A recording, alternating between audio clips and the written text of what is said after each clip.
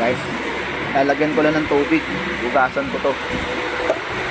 Tinatamad kasi akong ano eh. Tinatamad akong walang tubig oh. Tinatamad ako tumayo pagka ano, kaya arinola ko may so ngayon dahil wala naman tubig sa gripo, para-paraan na lang tayo guys. Yan oh. Oh, diba? Nakikita nyo naman ang ating effort dito, diba? Ayan, mabilis lang mapuno kaysa gripo. Oh, okay. Puno na. Yan. Hugasan natin.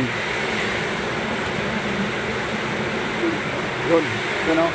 Wala talagang gripo. Wala talagang tubig sa gripo. Yan. Para-paraan lang tayo guys.